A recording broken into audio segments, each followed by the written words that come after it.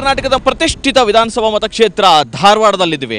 ಕಳೆದ 5 ವರ್ಷಗಳ ಹಿಂದೆ ಅವರು ಇಲ್ಲಿಗೆ ಬಂದಿದ್ರು. ಹಲವಾರು ಕನಸುಗಳನ್ನು ನಿಮಗೆ ತೋರಿಸಿದ್ರು. ಆ ಕನಸುಗಳನ್ನು ನೋಡಿಯೇ ನೀವು ಕೂಡ ವೋಟ್ ಹಾಕಿದ್ರಿ. ಆ ಕನಸುಗಳೆಲ್ಲ ನನಸಾಗಿದೆಯಾ ಅಥವಾ ಅವ್ರು ತೋರಿಸೋ ಮತ್ತೊಂದು ಕನಸನ್ನು ನೋಡೋಕ್ಕೆ ನೀವು ಸಿದ್ಧರಾಗಿದ್ದೀರಾ? ಸೊ ಇದೆಲ್ಲದರ ಬಗ್ಗೆ ಮಾತಾಡೋಕೆ TV9 ಟೀಮ್ ನಿಮ್ಮೂರಿಗೆ ಬರಲಿದೆ, ನಿಮ್ಮ ಮನೆ ಬಾಗಿಲಿಗೆ ಬರುತ್ತೆ. ನೀವು ನಮ್ಮ ಮುಂದೆ ಸತ್ಯ ಹೇಳಿ, ಆ ಸತ್ಯವನ್ನು ನಾವು ಇಡೀ ರಾಜ್ಯದ ಜನರ ಮುಂದಿಡ್ತೀವಿ. ಇದೇ ಇವತ್ತಿನ ವಿಶೇಷ ನಮ್ಮೂರಲ್ಲಿ TV9.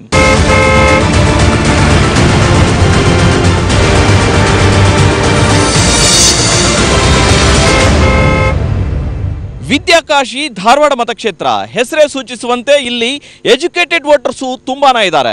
ಇಲ್ಲಿನ ಮತದಾರರು ಎಷ್ಟೊಂದು ಸೂಕ್ಷ್ಮ ಅಂತಂದ್ರೆ ಒಬ್ಬರಿಗೆ ಒಂದೇ ಸಾರಿ ಮಾತ್ರ ಅವಕಾಶವನ್ನು ಕೊಡ್ತಾರೆ. 80ರ ದಶಕದಿಂದ ಇಲ್ಲಿವರೆಗೂ ಕೂಡ ಅದೇ ಒಂದು ಪರಂಪರೆ ನಿರಂತರವಾಗಿ ಮುಂದುವರಿತಾನೆ ಬಂದಿದೆ. ಈ ಬಾರಿ ವಿನಯ್ ಕುಲಕರ್ಣಿ ಅವರಿಗೆ ಬಿಜೆಪಿ ಪ್ರಬಲ ಪೈಪೋಟಿ ಕೊಡೋಕೆ ಎಲ್ಲ ರೀತಿಯ ರಣತಂತ್ರವನ್ನ ಹೆಣಿತಾ ಇದೆ. ಅಭಿವೃದ್ಧಿ ಜೊತೆಗೆ ಇಲ್ಲಿ ಕೊಲೆ ರಾಜಕಾರಣ ಕೂಡ ಈ ಬಾರಿ ಜೋರಾಗಿ ಸದ್ದು ಮಾಡುತ್ತೆ. ಈ ಬಗ್ಗೆ ಒಂದು ಕಂಪ್ಲೀಟ್ ರಿಪೋರ್ಟ್ ಇಲ್ಲಿದೆ.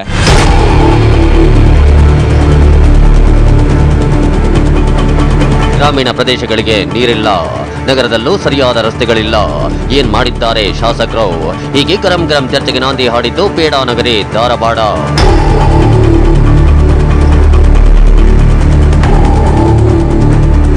ಸಾಹಿತ್ಯದ ರಸದೌತಣ ಸವಿದಿರೋ ವಿದ್ಯಾಕಾಶಿ ಜನ ಬುದ್ಧಿವಂತರು. ಅದನ್ನ ಪ್ರತಿ ಚುನಾವಣೆಯಲ್ಲೂ ತೋರಿಸಿದ್ದಾರೆ. ಕೊಟ್ಟ ಮಾತಿಗೆ ತಪ್ಪಿ ನಡೆಯುವವರಿಗೆ ಮುಂದಿನ ಚುನಾವಣೆಯಲ್ಲಿ ಬುದ್ಧಿ ಕಲಿಸಿದ್ದಾರೆ. ಈ ಜಾಗೃತ ಕ್ಷೇತ್ರದ ಮೂಲಕವೇ ಮುಂಬರೋ ಚುನಾವಣೆಗೆ ಪ್ರತಿ ಕ್ಷೇತ್ರದ ಮಾಹಿತಿ ನಿಮ್ಮ ಮುಂದಿಡ್ತಿದೆ TV9. ಈ ಕಾರ್ಯಕ್ರಮವೇ ನಮ್ಮೂರಲ್ಲೇ TV9.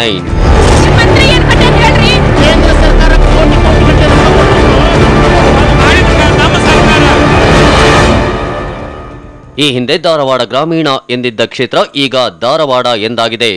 ಅವಳಿ ನಗರಗಳ 8 ಪಾಲಿಕೆಗಳು ಹಾಗೂ ಧಾರವಾಡ ತಾಲೂಕಿನ ಗ್ರಾಮಗಳು ಈ ಕ್ಷೇತ್ರದ ವ್ಯಾಪ್ತಿಯಲ್ಲಿವೆ.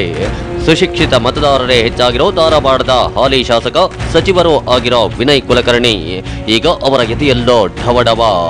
ಯಾಕಂದ್ರೆ 1983ರಿಂದ ಸತತ 2ನೇ ಬಾರಿ ಯಾರೊಬ್ಬರು ಶಾಸಕರಾಗಿ ಇಲ್ಲಿ ಗೆದ್ದಿರೋ ಉದಾಹರಣೆ ಇಲ್ಲ.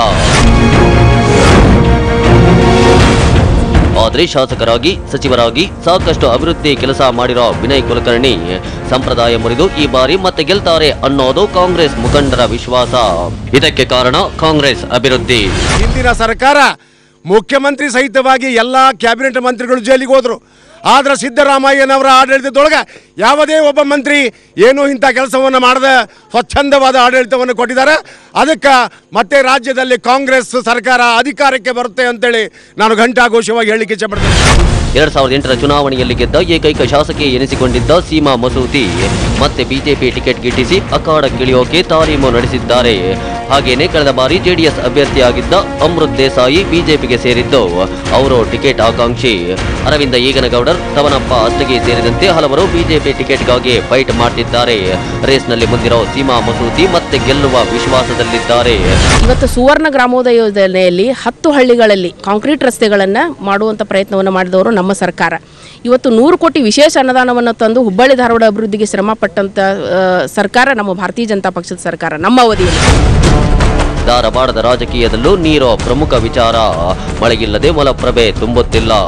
ಮಹದಾಯಿ ಹೋರಾಟ ಯಶಸ್ವಿಯಾಗ್ತಿಲ್ಲ.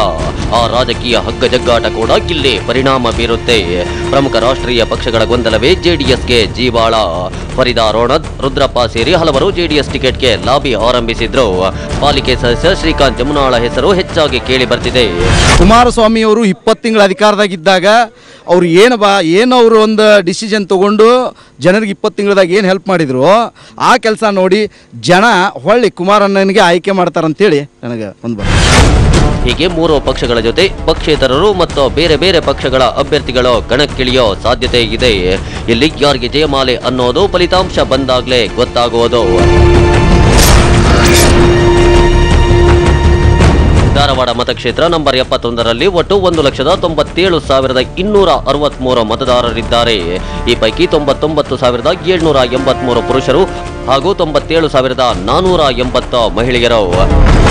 ಇನ್ನು ಮತದಾರರ ಜಾತಿವಾರು ಲೆಕ್ಕಾಚಾರ ನೋಡುವುದಾದ್ರೆ ಲಿಂಗಾಯತರು 75,000, ಕುರುಬರು 20,000, ಮುಸ್ಲಿಮರು 42,000, ಮರಾಠ 19,000, SC ST 33,000 ಹಾಗೂ ಇತರರು 8,000ದಷ್ಟಿದ್ದಾರೆ.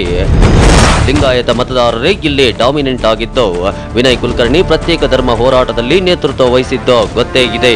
ಹಾಗಾಗಿ ವೀರಶೈವರಲ್ಲಿ ಅಸಮಾಧಾನ ಇದ್ದು ಚುನಾವಣೆ ಮೇಲೆ ಪರಿಣಾಮ ಬೀರಲಿದೆ. ಇನ್ನು ಬಿಜೆಪಿ ಹಾಗೂ ಜೆಡಿಎಸ್ನಲ್ಲಿ ಟಿಕೆಟ್ ಫೈಟ್ ಜೋರಾಗಿದ್ದು ವಂಚಿತರು ಪಕ್ಷೇತರ ಅಭ್ಯರ್ಥಿಯಾಗಿ ಕಣಕ್ಕಿಳಿಯುವ ಸಾಧ್ಯತೆ ದಟ್ಟವಾಗಿದೆ.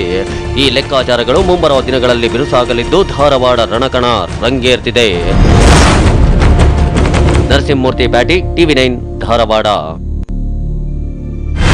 ಇಲ್ಲಿವರೆಗೂ ಕಾಂಗ್ರೆಸ್ ಮಾಡಿರ್ತಕ್ಕಂಥ ಕೆಲಸ ಏನು, ಧಾರವಾಡ ಮತಕ್ಷೇತ್ರದಕ್ಕೆ ಕಾಂಗ್ರೆಸ್ ಹೇಳಿರ್ತಕ್ಕಂಥ ಕನಸೇನಿತ್ತು ಆ ಕನಸು ನನಸು ಮಾಡಿದೆಯೋ ಇಲ್ವೋ, ಅಥವಾ ಇನ್ನುವರೆಗೂ ಬಾಕಿ ಉಳಿದಿರ್ತಕ್ಕಂಥ ಕೆಲಸಗಳು ಏನು ಅನ್ನೋದ್ರ ಬಗ್ಗೆ ಆ ಲೀಡರ್ಸನ್ನು ಕೇಳಿ ತಿಳ್ಕೊಳ್ಳೋಣ. ಎಲ್ಲೂ ಹೋದ್ರೂ ಕೂಡ ಒಂದು ರೋಡ್ ಕೂಡ ಸರಿಯಾಗಿ ಕಾಣಿಸ್ತಾ ಇಲ್ಲ. ನಾವು ಈಗ ಒಳಗಡೆ ಬಂದ್ವಿ, ಎಲ್ಲೂ ಕೂಡ ಒಂದು ರೋಡ್ ಕೂಡ ಸರಿಯಾಗಿಲ್ಲ. ರೋಡಲ್ಲಿ ಗುಂಡಿ ಅದಾವ ಅನ್ನೋದು ಗೊತ್ತಾಗೋಲ್ದು, ಗುಂಡಿ ಒಳಗೆ ರೋಡ್ ಐತೆ ಅನ್ನೋದು ಗೊತ್ತಾಗೋಲ್ದು. ಯಾಕೆ ಅಲ್ಲ, ಸಾಕಷ್ಟು ಕೆಲಸಗಳು ಆರಂಭವಾಗಿವೆ. ಒಳಚರಂಡಿ ಸಿಂಧೆ ಅವರು 5 ವರ್ಷ ಆಗೋಯ್ತು, ಇನ್ನೂ ಆರಂಭ ಅಂತ ಹೇಳ್ತಾ ಇದ್ದಾರೆ. ಅಲ್ಲ, ಎಲ್ಲ ಮಾಡಿದ್ದೇವೆ. ನನ್ನ ವಾರ್ಡ್ನಾಗ ಸುಮಾರು 80% ವರ್ಕ್ ಆಗೈತಿ. ಗೊಲ್ಲರ್ ಕಾಲನಿ ಒಳಗೆ ನಾವು ಮನೆ ಕಟ್ಟಾಕತ್ತೀವಿ. ಅಲ್ಲಿ 5 ರೋಡು ಸ್ಲಮ್ ಬೋರ್ಡ್ಲಿಂದ ಸ್ಯಾಂಕ್ಷನ್ ಆಗೈತಿ, ಅವು ಮುಗಿತಾವೆ. ನೀವು ಯಾಕಂದ್ರೆ ನಾ ಈಗ ಮುಗಿಸಿದ ಮೇಲೆ ಮತ್ತೆ ನೀವು ಪ್ರತಿಸ್ಪರ್ಧಿ ಕಡೆ ಕೇಳಿದ್ರೆ ಗೊಲ್ಲರ್ ಓಣಿ ಎಲ್ಲಿ ಆಗೈತಿ ರೋಡ್ ಅಂತ ಕೇಳ್ಬೋದು. ಅದಕ್ಕೆ ನಾ ಈಗ ಉತ್ತರ ಕೊಡ್ತಾ ಇದ್ದೀನಿ. ಅದು ಸ್ಲಮ್ ಬೋರ್ಡ್ಲಿಂದ ಇದಾಗೈತಿ. ಆಲ್ಮೋಸ್ಟ್ 80% ವರ್ಕ್ ಎಲ್ಲ ಮುಗಿದೈತೆ, ಹಿಂದೆ ಯಾರ್ಯಾರು ಮಾಡಿದ್ದಿಲ್ಲ. ಸೊ ನಾವು ಆ ಎಲ್ಲ ಕೆಲಸವನ್ನು ಮುಗಿಸಿದೀವಿ ಅಂತಂದು ಅವ್ರು ಹೇಳ್ತಾರೆ. ಅವರ ಮಾತಿಗೆ ನೀವು ಸಹಮತ ಇದ್ದೀರೋ ಹೆಂಗೆ? ಏನೂ ವರ್ಕ್ ಆಗಿಲ್ಲ ಸರ್. ನಾಳೆ ಇಲೆಕ್ಷನ್ದಾಗ ಗೊತ್ತಾಗ್ತೈತಿ ಯಾರ್ಯಾರು ಏನು ಮಾಡ್ಯಾರ ಅಂತೇಳಿ. ಏನೂ ವರ್ಕ್ ಆಗಿಲ್ಲ ಅಂತ ಹೇಳಿ ನೀವು ಹೆಂಗೆ ಹೇಳ್ತೀರಿ? ಎನಿ ಸ್ಟಾರ್ಟಾ ಎನಿ ಡಾಟಾ ಏನು ರೈತ ನಿಮ್ಮ ಕಡೆ? 8 ವಾರ್ಡ್ ಹೋಗಿ ಬರಲ್ಲ, ನಿಮ್ಗೆ ಗೊತ್ತಾಗ್ತೈತಿ ಕಾಂಗ್ರೆಸ್ದವ್ರು ಏನು ಮಾಡ್ಯಾರ. ಈಗ ಮಾಡಿರ್ತಕ್ಕಂಥ ಅವ್ರು ಸಿಮೆಂಟ್ ರೋಡ್ ಆಗಲಿ ಅವೆಲ್ಲ ಸುಳ್ಳನ? ಯಾವ್ರಿ? ಈಗ ಅವ್ರು ಹೇಳಿರ್ ದೀಪಕ್ ಅವ್ರು ಹೇಳಿರ್ತಕ್ಕಂಥ ಸುಳ್ಳು ಅಂತೀರ? ಎಲ್ಲೇ ಒಂದು 4-5 ರೋಡ್ ಮಾಡಿದ್ರು ಮಾಡ್ದಂಗಲ್ಲಲ್ರಿ. ನೀವೇನಂತ ಹೇಳಿ? ಈಗ ಇಲೆಕ್ಷನ್ ಹತ್ತಿರ ಬರ್ತಾ ಇದೆ ಅಂತಕ್ಕೊಂದು ಈಗೀಗ ನಡೀತಾ ಇದೆ. 4ನೇ ವಾರ್ಡ್ನಾಗೂ ನೋಡಿ ಬಂದೀವಿ, 5ನೇ ವಾರ್ಡ್ನಾಗ ನೋಡ್ತಾ ಇದ್ದೀವಿ. ಸ್ವಲ್ಪ ಕೆಲಸ ನಡೀತಾ ಇದೆ. ಅಂದರೆ ಇವ್ರು ಇಲೆಕ್ಷನ್ ಮುಂದೆ ಬರ್ತಾ ಇದ್ದಂಗೆ ಇವರು ಹಣ ಮಾಡಲಿಕ್ಕೆ ಮಾಡ್ತಾ ಇದ್ದಾರೆ ಅಂತ ನನ್ನ ಆರೋಪ. ಇಷ್ಟು ದಿವಸ ಸುಮ್ಮನೆ ಮನ ಕುಂತಿದ್ರು, ಈಗ ಎದ್ದು ಕುಂತಾರಲ್ಲ ಯಾಕಂತ? ಯಾಕಂದರೆ ನೆಕ್ಸ್ಟ್ ಆರಿಸ್ ಬರಬೇಕಲ್ಲ ಅವರು, ಅದಕ್ಕಾಗಿ ಅವ್ರು ಮಾಡ್ತಾ ಇದ್ದಾರೆ. ಅದು ನಮಗೆ ಲೈಕ್ ಇಲ್ಲ. ನಾವು ಮುಂದಿನ ನಮ್ಮ JDS ಬಂದಮೇಲೆ ನಾವು ಏನು ಮಾಡ್ತೀವಿ ಅನ್ನೋದು ತೋರಿಸ್ಕೊಡ್ತೀವಿ. ನಾವು ಹೇಳೆಲ್ಲ ಮಾಡಿ ತೋರಿಸ್ತೀವಿ ನಾವು ಅನ್ನೋದು ನನಗೆ ಭರವಸೆ ಇದೆ ನಮ್ಮ ಕುಮಾರಣ್ಣನ ಮೇಲೆ. ನೀವೇನು ಹೇಳ್ತೀರಿ? ಈಗ ಸುಮಾರು 4 ವರ್ಷ ಕೈ ಕಟ್ಕೊಂಡು ಕುಂತು ಚುನಾವಣೆ ಹತ್ತಿರ ಬಂದಾಗ ನಾನು ದಿನ ಬರೀ ಬ್ಯಾನರ್ ಹಾಕೊಂಡು ಗುದ್ಲಿ ಪೂಜೆ ಮಾಡೋದಾಯಿತು. ನಾವು ಕಣ್ಣಾರ ನೋಡ್ತಾ ಇದ್ದೀವಿ. ನಾನು ಒಬ್ಬ ಕಾರ್ಪೊರೇಟ್ರು, ಯಾವ ಏರಿಯಾದಾಗ ಎಷ್ಟು ಅಭಿವೃದ್ಧಿ ಆಗೈತಿ, ಯಾವ ಏರಿಯಾದಾಗ ಏನೇನು ಕೆಲಸ ಐತಿ, ಹಿಂದೆ ಸೀಮಾ ಮಸೂತಿ ಅವ್ರು ಇದ್ದಾಗೂ ಎಷ್ಟು ಕೆಲಸ ಆಗಿತ್ತು ಗೊತ್ತೈತೆ ನಮಗೆ. ಈಗ ವಿನಯ್ ಕುಲಕರ್ಣಿ ಅವ್ರು ಬಂದಾಗೂ ಎಷ್ಟೈತೆ. ಈಗ ನೀವು JDSನಾಗ ಇದ್ರಿ, ಸೀಮಾ ಮಸೂತಿ ಅವ್ರು ಬೆಸ್ಟ್ ಅನ್ಸುತ್ತೋ ಅಥವಾ ವಿನಯ್ ಕುಲಕರ್ಣಿ ಅವ್ರು ಬೆಸ್ಟ್ ಅನ್ಸುತ್ತೋ ನೀವು ಹೇಳಿ? ವರ್ಕ್ ಏನು ಮಾಡಿದಾರೋ 50% ವರ್ಕ್ ಏನು ಮಾಡಿದಾರೋ 1 ವರ್ಷದಿಂದ ಈ ಕಡೆ 4 ವರ್ಷ ಯಾವ್ದು ಕೆಲಸ ಆಗಿಲ್ಲ, ಏನೂ ಆಗಿಲ್ಲ. 4 ವರ್ಷದಿಂದ ಕಾಂಗ್ರೆಸ್ ಅವರು ಏನೂ ಮಾಡಿಲ್ಲ, ಮನೆಗೆ ಮಕ್ಕೊಂಡಿದ್ರು, ಈಗ ಎದ್ದು ಕೆಲಸ ಮಾಡಕತ್ತಾರ ಅಂತೇಳಿ ನೇರವಾಗಿರುವಂಥ ಆರೋಪವನ್ನು ಮಾಡ್ತೀರಿ. ಸೀಮಾ ಮಸೂತಿ ಅವ್ರು ಇದ್ದಾಗಲೂ ಏನು ಕೆಲಸ ಆಗಿಲ್ಲ ಅನ್ನುವಂಥದ್ದು ಇವ್ರ ಆರೋಪನ ಐತೆ. ಏನಂತಿರೋದು? ಕಾಂಗ್ರೆಸ್ ಸರ್ಕಾರ ಇದ್ದಾಗ 15 ದಿನಕ್ಕೊಮ್ಮೆ ನೀರು ಬರ್ತಾ ಇತ್ತು. ಮೋರೆಯವ್ರ ಮನೆಗೆ ನಾವು ಪಾದಯಾತ್ರೆ ಮುಖಾಂತರ ಹೋಗಿದ್ವಿ, BJPಯ ಎಲ್ಲ ಹಿರಿಯರು ಸೇರಿ, ಮಾನ್ಯ ಜಗದೀಶ್ ಶೆಟ್ಟರ್ ಸಮೇತವಾಗಿ. ಅದನ್ನು 3 ದಿನಕ್ಕೊಮ್ಮೆ ನೀರು ಕೊಡ್ತಾ ಇರೋರು ಇವತ್ತು ನಮ್ಮ ಭಾರತೀಯ ಜನತಾ ಪಕ್ಷ ಇದ್ದಾಗ. ನೀವು ಇದ್ದಾಗ ಜನಕ್ಕೆ ನೀರು ಕುಡಿಸ್ತಾ ಇದ್ರೆ ಕರೆಕ್ಟಾಗಿ, ಇವ್ರು ಕುಡಿಸ್ತಾ ಇಲ್ಲ. ಹೇಳ್ರಿ, ಮಂತ್ರಿ ಇದ್ದಂಥವ್ರು ಈಗ 3 ದಿನಕ್ಕೊಮ್ಮೆ ನೀರು ಬರ್ಲಿಕ್ಕೆ ಏನು ತೊಂದರೆ ಇದೆ ಅನ್ನುವಂಥ ಪರಿಹಾರವನ್ನು ಮಾಡ್ಲಿಕ್ಕೆ ಹೋಗಲಿಲ್ಲ. 24 ಕೋಟಿ ಅನುದಾನ ಬೇಕು ಅದಕ್ಕಂತ ಹೇಳಿದ್ರೆ ಆ ಅನುದಾನ ತಂದು ಕೊಡ್ಲಿಕ್ಕೆ ಆಗಲಿಲ್ಲ ಇವರಿಗೆ. ಇವತ್ತು ಪೆನ್ಷನ್ನು 140 ಕೋಟಿ ಪೆನ್ಷನ್ದಾರಿಗೆ ಪೆನ್ಷನ್ ಕೊಡಿಸಿದ್ರೇ ಸಾಕಷ್ಟು ಅಭಿವೃದ್ಧಿನೂ ಆಗ್ತದೆ, ಅವ್ರಿಗೆ ಪೆನ್ಷನನ್ನು ಕೊಡಿಸ್ಲಿಕ್ಕೆ ಆಗುತ್ತೆ. ಆ ಪೆನ್ಷನ್ ತರುವಂಥ ವ್ಯವಧಾನ ಈ ಉಸ್ತುವಾರಿ ಮಂತ್ರಿಗಳಿಗಿಲ್ಲ. ನೀವು ಏನೂ ದುಡ್ಡು ತರಲಾರ್ದ ಈಗ ಸಿಮೆಂಟ್ ವರ್ಕ್ ನಡೀತಾ, 40 ಕೋಟಿ ಅದರಲ್ಲೇನೆ 40 ಕೋಟಿ ನೀರಿ ತೆಗೆದಿಟ್ರೆ ಅದು ಎಷ್ಟು ಅಭಿವೃದ್ಧಿ ಮಾಡ್ಲಿಕ್ಕೆ ಸಾಧ್ಯ? ಇವತ್ತು ಏನಾದರೂ ವರ್ಕ್ ನಡೆದಿದ್ದಾವ ಅಂತಂದ್ರೆ 1ನೇ ಮತ್ತು 2ನೇ ಹಂತದಲ್ಲಿ ನಮ್ಮ ಸರ್ಕಾರದ ಅವಧಿಯಲ್ಲಿ ಕೊಟ್ಟಂತ 100 ಕೋಟಿ. ನಿಮ್ಮ ಆರೋಪ ಏನು ಹೇಳ್ರಿ? ನೇರವಾಗಿ ನೀವು 40 ಕೋಟಿ ರೂಪಾಯಿ ನೀರಿಗೆ ಇಟ್ಟಾರ ಅಂತ ನೀವು ಹೇಳಕತ್ತೀರಿ. ಅಲ್ಲಲ್ಲ, ನೀರಿಗೆ ಅನುಕೂಲ ಆಗಲಿ ಅಂತ ಹೇಳಿ ಇಟ್ಟದ್ದನ್ನು ಸಹಿತ ಇವತ್ತು ಉಪಯೋಗ ಆಗಿಲ್ಲ. 3 ದಿನಕ್ಕೊಮ್ಮೆ ನೀರು ಯಾಕೆ ಬರ್ತಾ ಇಲ್ಲ ಅನ್ನೋದು ಇನ್ನೂ 24 ಅನುದಾನವನ್ನು ಬಳಕೆ ಮಾಡ್ಕೊಂಡಿಲ್ಲ ಅಂತ ಹೇಳ್ತೀರಿ. ಸರಿಯಾಗಿ ಬಳಕೆ ಮಾಡ್ಕೊಂಡಿಲ್ಲ. ಇವೆಲ್ಲವೂ ಕೂಡ ಕೆಲಸವನ್ನ ಪೂಜೆ ಮಾಡಿದಂತವರು ಇವತ್ತು ಕೆಲಸ ನಡೀತಾ ಇದೆ ಅಂತಂದ್ರೆ ನಾವು ಹಾಕಿದಂತ ಅನುದಾನ ಹೊರತು ಯಾವುದೇ ವಿಶೇಷ ಅನುದಾನವನ್ನು ಅವ್ರು ತಂದಿಲ್ಲ. ಬಿಜೆಪಿ ಅವಧಿಯಲ್ಲಿ ಮಾಡಿರ್ತಕ್ಕಂಥ ಒಂದು ಅನುದಾನ, ಬಿಜೆಪಿ ಬಿಡುಗಡೆ ಮಾಡಿರ್ತಕ್ಕಂಥ ಒಂದು ಅನುದಾನ, ಅಂದ್ರೆ ಈ ಹಿಂದಿನ ಸರ್ಕಾರ ಮಾಡಿರ್ತಕ್ಕಂಥ ಅನುದಾನಗಳಲ್ಲಿ ಇವರು ಗುದ್ದಲಿ ಪೂಜೆಯನ್ನ ಮಾಡ್ತಾ ಇದ್ದಾರೆ ಅನ್ನುವಂಥ ಆರೋಪವನ್ನ ಮಾಜಿ ಶಾಸಕಿ ಸೀಮಾ ಮಸೂತಿ ಅವರು ನೇರವಾಗಿರುವಂಥ ಆರೋಪವನ್ನು ಮಾಡ್ತಾ ಇದ್ದಾರೆ. ಕಾಂಗ್ರೆಸ್ನವ್ರು ಕೇಳೋಣ, ಏನಂತೀರಿ ಇದಕ್ಕೆ? ಬಹುಶಃ ಅವರು ಬಹುತೇಕ ಧಾರವಾಡ ಮನಿ ಮಾಡಿಲ್ಲ. ಅವ್ರ ಮನೆಗೆ 10 ದಿವಸ ಆಯ್ತು ನೀರು ಬಂದಿಲ್ಲ. ನನ್ನ ವಾರ್ಡ್ನೇ ಆಗುತ್ತೆ ಅವ್ರ ಮನೆ. ಅದೇ ಹೇಳ್ತಾ ಇದ್ದೇನೆ, 10 ದಿವಸ. ಯಾರ್ದದ ಕಾರಣ? ಸಿವಿಕ್ ಕಮ್ಯುನಿಟಿ ಕೊಡೋ ಜವಾಬ್ದಾರಿ ಕಾರ್ಪೊರೇಷನ್ದ. ನಾವು ಹಣ ಎಲ್ಲ ಕೊಟ್ಟೇವಿ. ಬೇಕಾದ್ರೆ ಎಡಿಟರ್ ಒಂದು ನಿಮಿಷ ತಾಳುವ, ಎಡಿಟರ್ ಬೇಕಾರೆ ಇದ್ರಾಗ ಅದಕ್ಕೂ ಬರ್ತೇನೆ. ಎಲ್ಲ ಬಾಕಿ ಇಟ್ಟಿದ್ದು ಡೆವಲಪ್ಮೆಂಟ್ ಆಗಿತ್ತು, ನೀವು ಇದ್ದಿದ್ದು ಬಾಕಿ ಇಟ್ಟಿದ್ದು ನಾವು ಮಾಡೇವಂತೀರಿ. ಅದು ಪೆನ್ಷನ್ ಹಣ ಯಾಕೆ ಬಾಕಿ ಇತ್ತು ಅದು ಹೇಳ್ತೇನೆ. ನಾವ್ ಯಾರ್ದಾರ ಮೇಲೆ ಗೂಬಿ ತಾಳಿದವನು ಬಾಳಿದ ತಾಳ ಒಂದಿಟ್ಟು ನೋಡ್ರಿ ಜನರ ದಾರಿ ತಪ್ಪಿಸುವಂತ ಕಾರ್ಯ ಮಾಡೋರು ನೀವು, ವಿದ್ಯಾಕಾಶಿ ತಂದವರು ನೀವು ಅಂತ ಹೇಳ್ತೀರಿ. ಅಲ್ಲೇ ಜಗದೀಶ್ ಶೆಟ್ಟರ್ ಮುಖ್ಯಮಂತ್ರಿ ಇದ್ದಾಗ ವಿದ್ಯಾಕಾಶಿ IIT ಬರುವುದನ್ನು ಎಲ್ಲಿ ಕೊಟ್ಟಿದ್ರಿ? ರಾಯಚೂರು. ಕೊಡ್ಲಿ ಅಂತ ಪೇಪರ್ ಅದು ಜಿಯೋ ಅದು ಮಾಡಿದ ನಮ್ಮ ಸರ್ಕಾರ. ನೀವು ಎರಡನೇದು ಆ ಜಾಗಕ್ಕೆ 500 ಎಕರೆ, ಒಂದ್ ನಿಮಿಷ, 500 ಎಕರೆ ಜಾಗ, 500 ಎಕರೆ ಜಾಗ KIDPಲಿಂದ 500 ಕೋಟಿ ರೂಪಾಯಿ ಜಾಗ ನೀವು ಎಷ್ಟು ಬಾಯಿ ಮಾಡಿದ್ರು ಅದಕ್ಕೆ ಬಂಡಿದೆ. ನಾನು 500 ಎಕರೆ ಜಾಗ ಕೊಟ್ಟವ್ರು ಯಾರು? ನಾನು ಅನ್ನೋಲ್ಲ, ನಾವು ಹಿಂಗ ಇವ್ರಿಗೆ ಜನ ಅಧಿಕಾರ ಕೊಡ್ಲಿಲ್ಲ. ಮತ್ ಪೂಜಾ ಯಾರು ಕೊಟ್ಟಾರ ಅವ್ರ ಮಾಡ್ಬೇಕಲ್ಲ ಪೂಜಾ. ಈಗ ಪೂಜಾ ಯಾರು ಕೊಟ್ಟಾರ ಅವ್ರು ಮಾಡ್ಬೇಕ, ಪೂಜಾ ಮಾಡ್ಬೇಕು, ಅವರ ಪೂಜೆಗೆ ಗಂಟೆ ಬಾರಿಸ್ಬೇಕಂತ ಇಲ್ಲ. ಜನ ವರ್ಕ್ ಮಾಡಿದ್ರೆ ಅವ್ರಿಗೆ ಹೊಳ್ಳಿ ಹಾರಿಸ್ತಿದ್ರು. ಇವತ್ತು ಪೂಜಾ ಯಾರು ಮಾಡ್ಬೇಕ? ಯಾರು ಅಧಿಕಾರದಾಗ ಜನ ಆದೇಶ ಕೊಟ್ಟಾರ ಅವ್ರು ಮಾಡ್ಬೇಕು. ಅವ್ರು 5 ವರ್ಷ BJP ಸರ್ಕಾರ ಇತ್ತು. ಒಂದರ ಆಶ್ರಯ ಮನಿ ಕಟ್ಟ್ಯಾರ, ಒಂದರ ಜಾಗ ತಗೊಂಡಾರ, ಒಂದರ ಇದು ಮಾಡ್ಯಾರ. ಈಗ ಒಂದ ಜೀವಂತ ಉದಾಹರಣೆ, ವಿದ್ಯಾಕಾಶಿ ಧಾರವಾಡದಾಗ ಬರಾಕ, ಇಲ್ಲಿ IIT ಬರಾಕ ಯಾರ ಕಾರಣ್ರಿ? ಒಂದ್ ನಿಮಿಷ ಕೇಳಿಲ್ಲ. IIT ತಂದಿದ್ದೀನಿ ಅಂತೇಳಿ ವಿನಯ್ ಕುಲಕರ್ಣಿ ತಂದಿದ್ದೀನಿ ಅಂತಾರೆ, BJP ತಂದಿದ್ದಾರೆ. ಬರೀ ಗುದ್ಲಿ ಪೂಜೆ ಅಷ್ಟೇ ಆಗಿದೆ. ಏನ್ ಕೆಲಸ ಮಾಡಿದ್ದಾರೆ ಇವರು? ನೀವು ಇಬ್ರು ಏನು ಕಾಪಿ ಮಾಡಿದ್ದೀರಿ ಅನ್ನೋದು ಜನ ನಿಮಗಿನ್ನು 3 ತಿಂಗಳದಾಗ ತೋರಿಸ್ತಾರೆ. ಅಧಿಕಾರಕ್ಕೆ ಯಾರು ಬರ್ತಾರೆ, ಯಾರಿಗೆ ಆಶೀರ್ವಾದ ಮಾಡ್ಬೇಕನ್ನೋದು ಜನಕ್ಕೆ ಗೊತ್ತೈತಿ. ನಾವು ಹೇಳ್ತೇವೆ ಕೇಳ್ರಿ, ನಿದ್ದೆ ಮಾಡೋ ಸರ್ಕಾರ ನಿಮ್ದೆ, ನಿದ್ದೆ ಮಾಡೋ ಸರ್ಕಾರ ನಿಮ್ದು. ಏನ ನಾವು ಚಾ ಮಾರಿದೀವಿ ಅನ್ನುವಂಥ ಸರ್ಕಾರ ಇವ್ರದ್ದು.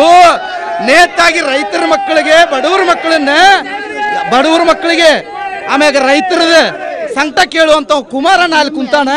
ನೀವು ಎಲ್ಲ ಅನುದಾನ ಕೊಟ್ಟಿದ್ದು ನಾವು ಗುದ್ಲಿ ಪೂಜೆ ಮಾಡಿದ್ದು ಅವರು ಅಂತ ಹೇಳಿದ್ರಿ. ಸೊ ಅವರ ಆರೋಪ ಏನಂತಂದ್ರೆ ನಿಮ್ಮ್ಯಾಗ ನೀವು ಒಂದು ಮನಿನ ಕೊಟ್ಟಿಲ್ಲ, ಬರೀ ಹಕ್ಕು ಪತ್ರನೂ ಕೊಟ್ಟಿರಿ, ಎಲ್ಲ ಅವರ ಮಾಡ್ಯಾರ ಅಂತಂದು ಹೇಳ್ತಾರ. ಅವ್ರು ಏನ್ ಹೇಳ್ತೀರ ನೋಡ್ರಿ? ಇಲ್ಲೇ 74ನೇ ಕ್ಷೇತ್ರದೊಳಗ ನಮ್ಮ ಅರವಿಂದ್ ಬೆಲ್ಲದವರು 2,000 ಮನೆಗಳನ್ನು ಕಟ್ಟಿದ್ದಾರೆ. ನಿಮ್ಮ ಮಂತ್ರಿ ಏನ್ ಕಟ್ಟ್ಯಾರ? ನಿಮ್ಮ ಮಂತ್ರಿ ಏನ್ ಕಟ್ಟ್ಯಾನ ಹೇಳ್ರಿ? ನಿಮ್ಮ ಮಂತ್ರಿ ಮನಿ ಎಲ್ಲಿ ಕಟ್ಟ್ಯಾನ ಬಡವರಿಗೆ? ನಿಮ್ಮ ಮಂತ್ರಿ ಮನಿ ಎಲ್ಲಿ ಕಟ್ಟ್ಯಾನ? ಒಂದರ ಮನಿ ಕಟ್ಟ್ಯಾನ? ನಿಮ್ಮ ಮಂತ್ರಿ ಮನಿ ಎಲ್ಲಿ ಕಟ್ಟ್ಯಾರ ಹೇಳ್ರಿ? 2,000 ಮನಿ ಬೆಲ್ಲದವ್ರು ಕಟ್ಟ್ಯಾರ. ವಿರೋಧ ಪಕ್ಷದಾಗಿರುವಂತ ಬೆಲ್ಲದವ್ರು, ಅರವಿಂದ್ ಬೆಲ್ಲದವ್ರು ಕಟ್ಟ್ಯಾರ. ಮಂತ್ರಿಯಾಗಿ ಒಬ್ಬರು ಬಡವರಿಗೆ ಮನಿ ಕೊಟ್ಟಾರ, ಒಬ್ಬರು ಬಡವರಿಗೆ ಕೊಟ್ಟಿಲ್ಲ. ನಿಮ್ಮ ಅವಧಿಯಲ್ಲಿದ್ದಾಗ ನೀವು ಎಷ್ಟು ಮನಿ ಕಟ್ಟಿದ್ರಿ? ನಮ್ಮ ಅವಧಿಯಲ್ಲಿ ಗ್ರಾಮಾಂತರ ಪ್ರದೇಶದಲ್ಲಿ ನಾವು 5,000 ಮನೆಗಳನ್ನು ಕೊಟ್ಟೇವೆ.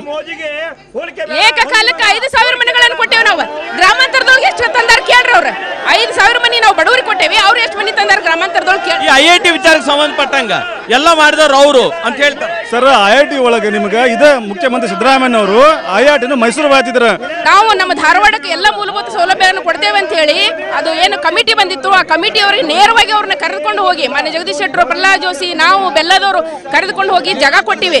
ಜಾಗ ಕೊಡೋದು ಇವರಲ್ಲ, ಇವ್ರ ಅಪ್ಪನೂ ಕೊಡ್ತಾನೆ. ಎಲ್ಲ ಬೇರೆ ಜಿಲ್ಲೆ ಒಳಗೂ ಜಾಗ ಕೊಡ್ತೀವಿ ಬರ್ರಿ ಅಂತ ಹೇಳ್ತಿದ್ರು. IIT ಯಾರು ಬೇಡ ಅನ್ನೋದಿಲ್ಲ, ಎಲ್ಲರೂ ಜಾಗ ಕೊಡಕ್ಕೆ ತಯಾರಿರ್ತಾರೆ. ಅದು ರೈತರ ಜಾಗ ಅದ, ಇವ್ರದ್ದೇನಲ್ಲ. ಅದು ಇವರಲ್ಲ, ಇವ್ರ ಅಪ್ಪನೂ ಕೊಡ್ತಿದ್ದ. ಬೇರೆ ಯಾರು ಇದ್ರು ಸಹಿತ ಅದಕ್ಕೆ IITಗೆ ಯಾರಾದ್ರೂ ಕೊಡ್ತಿದ್ರು, ಬೇರೆ ಜಿಲ್ಲೆಯವರು ಕೊಡಕ್ಕೆ ರೆಡಿ ಇದ್ರು. ಅದಕ್ಕೆ ಈಗ ಜಮೀನಿಗೆ ರೊಕ್ಕ ಕೊಟ್ಟಿದ್ದು ಕೇಂದ್ರ ಸರ್ಕಾರನೋ ರಾಜ್ಯ ಸರ್ಕಾರನೋ? ಇನ್ಫ್ರಾಸ್ಟ್ರಕ್ಚರ್ ಕೊಟ್ಟಿದ್ದಾರು? ಮೋದಿ ಕೊಟ್ಟ? ಇವ್ರು ಕೊಟ್ರ? ಆ ವಿದ್ಯಾವಂತರೇ, ಬಾಯಿ ಬಡಾಯಿ ಕಮ್ಮಿ ಮಾಡ್ರಿ. ಜನರು ಹುಚ್ಚರಲ್ಲ, ಬಾಯಿ ಬಡಾಯಿ ಕಮ್ಮಿ ಮಾಡ್ರಿ. ದಾಖಲೆಯಿಂದ ಏನು ತೋರ್ಸಕ್ ಆಗುದಿಲ್ಲ. ನೀವೆಲ್ಲ ಫೇಸ್ಬುಕ್ನಾಗ ಹೋರಾಟಗಾರರ, ಭೂಮಿಗಿಳಿದು ಬರ್ರಿ, ತಾಕತ್ತೈತಿ. 2 ತಿಂಗಳು ತಡ್ಕೊರಿ. ಜನಸಾಮಾನ್ಯರು ಯಾವ್ಯಾವ ಸಮಸ್ಯೆಯಿಂದ ನರಳಾಡ್ತಾ ಇದ್ದಾರೆ, ಅವರ ನಿಜವಾಗಿರುವಂತಹ ಸಮಸ್ಯೆ ಏನು ಅಂತ ಹೇಳಿ ನೋಡೋಣ. ಅಲ್ಲಿವರೆಗೂ ಒಂದು ಸ್ಮಾಲ್ ಬ್ರೇಕ್.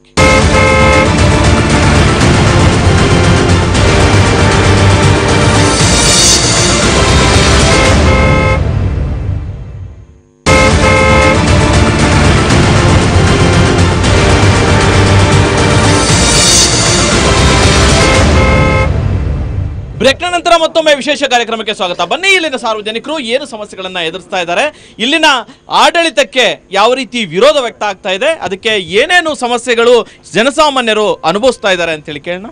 ಏನೇನು ಸಮಸ್ಯೆ ಅದಾವ ಅಂತೀರಿ? 24/7 ಸ್ಯಾಂಕ್ಷನ್ ಮಾಡಿದವರು ನಾವೇ, ಜಾಕ್ವೆಲ್ ಸ್ಯಾಂಕ್ಷನ್ ಮಾಡಿದವರು ನಮ್ಮ ಜಗದೀಶ್ ಶೆಟ್ಟರ್. ಈ 24/7 ನೀರು ಬರ್ತಾ ಇರೋ ಕಾರಣ ಭಾರತೀಯ ಜನತಾ ಪಕ್ಷ ಅನ್ನೋದು ನೆನಪಿರಲಿ.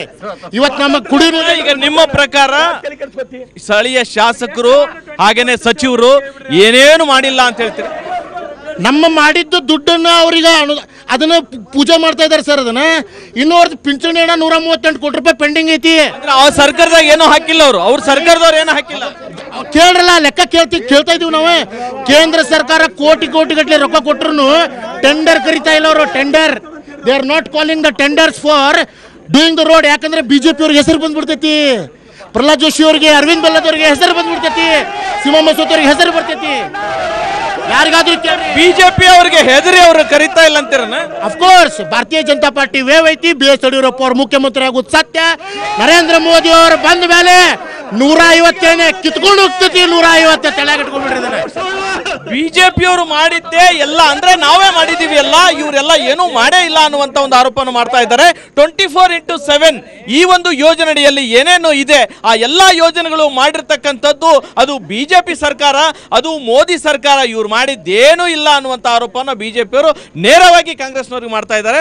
ನೀವು ಕಾಂಗ್ರೆಸ್ನವರು ಈ ಬಗ್ಗೆ ಯಾವ ರೀತಿ ಸಮರ್ಥನೆಯನ್ನ ಮಾಡ್ಕೊಳಕ್ಕೆ ಇಷ್ಟಪಡ್ತಾರೆ? ಮೋದಿಗೆ ಮತ್ತು ವಿನಯ್ ಕುಲಕರ್ಣಿಗೆ ಹೆಸರು ಹೇಳ್ತಾರಂತಂದ್ರೆ ನಮ್ಮ ವಿನಯ್ ಕುಲಕರ್ಣಿ ಎಲ್ಲಿ ಮಠ ಇರಬಹುದು ಅಂತೇಳಿ ನೀವು ಅಭಿವೃದ್ಧಿನೂ ನೋಡಬಹುದು, ಹೆಸರನ್ನು ನೋಡಬಹುದು, ಎಲ್ಲ ಕೆಲಸನೂ ನೋಡಬಹುದು. ನೀವೇ ಮೋದಿ ಸರ್ಕಾರ ಇಲ್ಲಿ ಕೇಳ್ರಿ, ಮೋದಿ ಸರ್ಕಾರ ಇವತ್ತು 60 ರೂಪಾಯಿ ಲೀಟರ್ ಪೆಟ್ರೋಲ್ ಇತ್ತ, ಇವತ್ತು 73 ರೂಪಾಯಿ ಪೆಟ್ರೋಲ್ ಆಗಿದೆ. ನೀವೇನು ಹೇಳ್ತೀರಿ? ಕೊನೆಯದಾಗಿ ಏನು ಹೇಳ್ತೀರಿ? ಕಾಂಗ್ರೆಸ್ನವರು ಮಾಡಿದ್ದು ಏನೇನು ಇಲ್ಲ, ಎಲ್ಲ ಮಾಡಿದ್ದು ನಾವು ಅನ್ನುವಂಥ ಒಂದು ಮಾತನ್ನು ಹೇಳಕತ್ತಾರ. ಇವತ್ತು ಅವ್ರು ಹೇಳ್ತಾರೆ 24/7 ನೀರು ಎಲ್ಲಿಂದ ತಂದ್ರು ಅವರು? ಮಲಪ್ರಭಾ 3ನೇ ಹಂತದ ನದಿ ನೀರನ್ನ ಸ್ಯಾಂಕ್ಷನ್ ಕೊಟ್ಟು ಸರ್ಕಾರ ಯಾವುದು? ಅವಾಗ ಇಲ್ಲಿರ್ತಕ್ಕಂಥ ನಮ್ಮ MLAಗಳು ಯಾರು? ಆಮೇಲೆ ಇವತ್ತು ರೋಡ್ ಸರಿ ಇಲ್ಲ ಅಂತ ಹೇಳ್ತಾ ಇದ್ದಾರೆ. ಗ್ಯಾಸ್ ಲೈನ್ ನಡೀತಾ ಇದೆ, BSNL ಲೈನ್ ಹೋಗ್ತಾ ಇದೆ, ಅಂಡರ್ ಡ್ರೈನೇಜ್ ನಡೀತಾ ಇದೆ, 24/7 ವಾಟರ್ ಲೈನ್ ನಡೀತಾ ಇದೆ. ಇವೆಲ್ಲ ಮುಗಿದ ಮೇಲೆ ರೋಡ್. ಬಿಜೆಪಿ ಅಲಿಗೇಷನ್ ಅಲ್ಲ, ಬೇಸ್ಲೆಸ್ ಅಲಿಗೇಷನ್ ಅನ್ನುವಂಥ ಮಾತನ್ನ ಹೇಳಿ. ಬಡಾಯಿ ಕಾಮ್ ಚೋರ್ ಬರೇ ಒದ್ರದ ಅವ್ರ ಹೆಸರಲ್ಲೇ ಬದುಕೋರಲ್ಲ. ಅವ್ರು ಬಾಜು ಮನಿ ಹೆಸರೇ ಬದುಕೋರವ್ರು. ನಾವು ಹಂಗಲ್ಲ, ನಮ್ಮ ಮನಿ ನಂದು ನಮ್ದು ಅಂತೀವಿ, ಇಷ್ಟೇ. ಬಾಯಿ ಬಡಾಯಿ. ಜನಸಾಮಾನ್ಯರು ಈ ಬಗ್ಗೆ ಏನ್ ಹೇಳ್ತಾರೆ ಅನ್ನುವಂಥ ಒಂದು ಮಾತನ್ನ ಕೂಡ ಕೇಳೋಣ, ಬನ್ನಿ. 5 ವರ್ಷದ BJP ಆಡಳಿತದಲ್ಲಿ 3 ಮಂದಿ ಮುಖ್ಯಮಂತ್ರಿಗಳಾಗಿ 5 ಮಂದಿ ಜೈಲಿಗೆ ಹೋದರು. ಅವರಿಗೆ ಜೈಲಿಗೆ ಹೋದ ಸಾಧನೆ. 5 ವರ್ಷ ಸರ್ಕಾರದಲ್ಲಿ ಇವರು 4 ವರ್ಷ ನಿದ್ದೆ ಮಾಡಿದ್ರು. ನಿದ್ದೆ ಮಂತ್ರಿ ಸಿದ್ದರಾಮಯ್ಯ ಆ್ಯಂಡ್ ಕಂಪ್ನಿ ಈಗ 4 ತಿಂಗಳಾಗ ಎಲ್ಲ ಕಡೆ ಕಲ್ಲು ಹಾಕೋ ಕಾರ್ಯಕ್ರಮ ಮಾಡ್ಲಿಕ್ಕೆ ಹತ್ತಾರೆ. ಸೊ ಇವರು ಕಲ್ಲು ಹಾಕೋರು, ಇವರು ಜೈಲಿಗೆ ಹೋಗೋರು. ನಾವು ಇವರಿಬ್ಬರು ವಿಶ್ವಾಸ ಕಳ್ಕೊಂಡ್ಬಿಟ್ಟು ನಾವೀಗ. ಸೊ ಇವರಿಂದ ಏನೂ ಕೆಲಸ ಆಗೋದಿಲ್ಲ. ಸೊ ಮುಂದೆ ಬರ್ತಕ್ಕಂಥ ಯಾರು ಹೊಸ ವ್ಯಕ್ತಿ ಜನ ಕಲ್ಯಾಣ ಮಾಡಿದ ವ್ಯಕ್ತಿ ಅಂದ್ರೆ ಅವ್ರನ್ನ ಸಪೋರ್ಟ್ ಮಾಡಿ ಚಂದ್ರದಾಗ ಅದೀವಿ ನಾವೀಗ. ಇವತ್ತಿನ ದಿನ ಈ ಬಹಿರಂಗ ಈ ಕಾರ್ಯಕ್ರಮದಲ್ಲಿ ನಾನು ಒಂದು ಸವಾಲು ಹಾಕ್ತಾ ಇದ್ದೇನೆ. ಈ 3 ಪಕ್ಷಗಳು ಯಾರು ಮಹದಾಯಿ ಹೋರಾಟವನ್ನು ಯಶಸ್ವಿಯಾಗಿ ನಿಭಾಯಿಸಿಕೊಟ್ಟು ಉತ್ತರ ಕರ್ನಾಟಕದ ಬಹುದಿನದ ಏನು ಬೇಡಿಕೆಗಳಾಗಿದ್ದಾವೆ, ಮಹದಾಯಿ ನದಿ ತೀರು ಇರ್ಬೋದು ಅಥವಾ ಕಳಸಾ ಬಂಡೂರನ್ನು ಯಾರು ತಂದು ಕೊಡ್ತಾರೆ, ನಿಜವಾಗಿಯೂ ಆ ಪಕ್ಷ ಗ್ರೇಟ್ ಅನ್ನೋ ಒಮ್ಮತದ ಅಭಿಪ್ರಾಯ ನಮ್ಮ ಎಲ್ಲ ಕನ್ನಡ ಪರ ಸಂಘಟನೆದವ್ರದ್ದಾಗಿದೆ ಅಂತ ಹೇಳೋದಕ್ಕೆ ಇಷ್ಟಪಡ್ತೇವೆ. ಸರಿಗ 3 ಪಕ್ಷಗಳು ಏನೇನು ಮಾತಾಡ್ಯಾವ ಅನ್ನುವಂಥದ್ದು ನೀವು ತಾವು ನೋಡಿದ್ರಿ. ಒಬ್ಬ ಹಿರಿಯ ರೈತ ಹೋರಾಟಗಾರರಿದ್ದೀರಿ. ಅಂಬ್ಲಿಯವರು ತಮ್ಮ ಒಂದು ದೃಷ್ಟಿಯಲ್ಲಿ ಧಾರವಾಡ ಮತಕ್ಷೇತ್ರ ಅಭಿವೃದ್ಧಿ ಆಗೈತೋ ಇಲ್ಲೋ? ತಮ್ಮ ಪಕ್ಷಗಳಿಗೆ ಬಳಕೆ ಮಾಡ್ಕೊಳ್ಳೋಂಥ ಅಗ್ಗದ ಪ್ರಚಾರದ ವಸ್ತುಗಳು ಅವು. ಅಗ್ಗದ ಪ್ರಚಾರದಿಂದ ಅಭಿವೃದ್ಧಿ ಸಾಧ್ಯ ಇಲ್ಲ. ನೇರವಾಗಿ ಜನರಿಗೆ ಮೂಲಭೂತ ಸೌಲಭ್ಯಗಳೇನಿದಾವು ಅವನ್ನ ಕೊಟ್ಟಾಗ ಮಾತ್ರ ಜನ ಅಭಿವೃದ್ಧಿ ಆಗಕ್ಕೆ ಸಾಧ್ಯತೆ. ಪ್ರಚಾರಕ್ಕೋಸ್ಕರ ಮಾಡುವಂಥವು ಯಾವ ಕೂಡ ಈ ದೇಶ ಇನ್ನೂ 70 ವರ್ಷ ಆದರೂ ಕೂಡ ಯಾವ ಪಕ್ಷನೂ ಅಭಿವೃದ್ಧಿ ಪಡಿಸೋಕ್ಕೆ ಸಾಧ್ಯ ಇಲ್ಲ ನಮ್ಮ ಅಭಿಪ್ರಾಯ.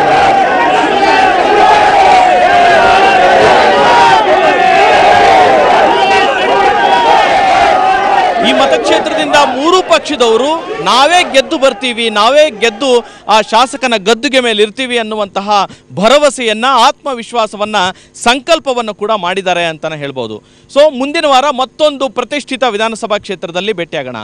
ಅಲ್ಲಿವರೆಗೂ ನಿರಂತರ ಸುದ್ದಿಗಾಗಿ ನೋಡ್ತಾ ಇರಿ TV9.